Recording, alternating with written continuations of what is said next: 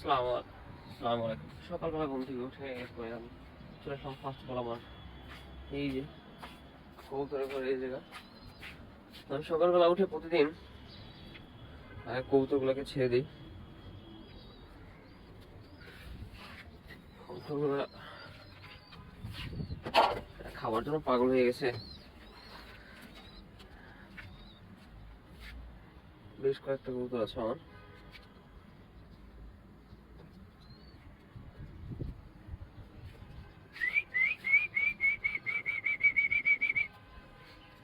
সকালবেলা ঘুম থেকে ওঠার পরে কবুতরগুলো ছাড়ার পরে আমি আমার গাছগুলোকে দেখতেছি যে কোথাও কোনো সমস্যা হয়েছে কিনা। এই যে হচ্ছে আমার পুঁইশাক গাছ। এই গাছটা কিভাবে যেন বুঝতে পারছি না, হঠাৎ করে শুকিয়ে যাচ্ছে। হয়তো গাছটার গোড়ায় পুষ্টি কম। এছাড়া আমার এই যে বেগুন গাছ আর মরিচ গাছ এগুলো আছে। আমি একটা জিনিস সেটা হচ্ছে বনসাই করার জন্য এই টাইপের কিছু গাছ নিয়েছিলাম। বট গাছ, অনেক সুন্দর সুন্দর কি করে একটা গাছ আছে। আচ্ছা, এই গাছটা কি গাছ আমি নিজেই বুঝতে পারতেছি না। এই যে এই গাছটা আপনারা কমেন্টে একটু জানাইন। এই গাছটা মাশাআল্লাহ অনেক সুন্দর হয়ে উঠতেছে। আর কিছু কাটিং করলে অনেক সুন্দর লাগবে ইনশাআল্লাহ। তো এই সাইডের গাছগুলো শেষ, আবার এই সাইডেও কিছু গাছ আছে। এই যে কয়েকটা লাল শাক আছে, লাল শাক গাছ আছে। গতকালকে অবশ্য পানি দিয়েছিলাম, যার কারণে এখন পানি না দিলেও হবে।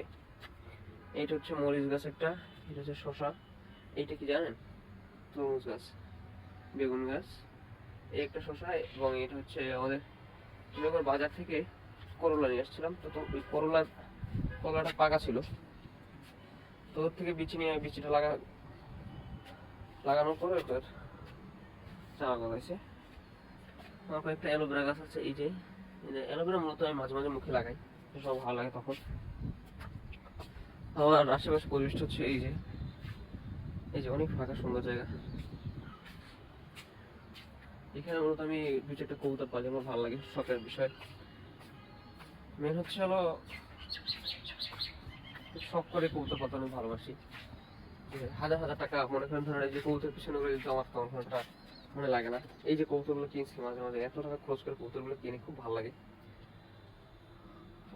মেন কথা হচ্ছে যে পাখির প্রতি অনেকটা ভালোবাসা অন্যরকম। বিশেষ করে হচ্ছে কবুতর, সেই ছোটবেলা থেকে অনেক আগে থেকে আমি কবুতরগুলো পুষতেছি। অনেক আগে থেকে আমি যখন ক্লাস 6-এ পড়তাম তখন থেকে আমি কবুতর পালি।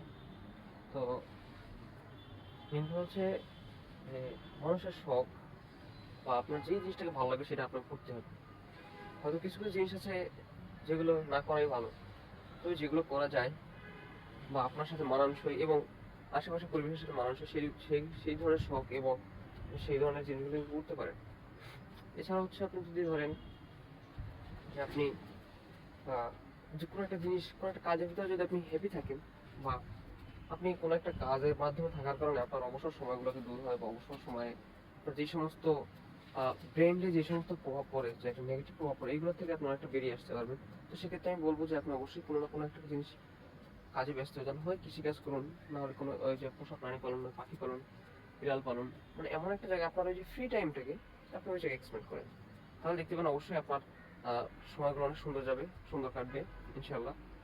তো কবুতরগুলোকে আমি এখন খাবারগুলো দিব। কবুতর খাবারগুলো দিয়ে এগুলো আটকে দিব। কবুতর আছে অনেকগুলো, প্রায় 2, 4, 6, 7, 8, 9, 10, 11, 12, 13টা কবুতর আছে। তো সবাই সবাই ভালো থাকবেন। আসসালামু আলাইকুম।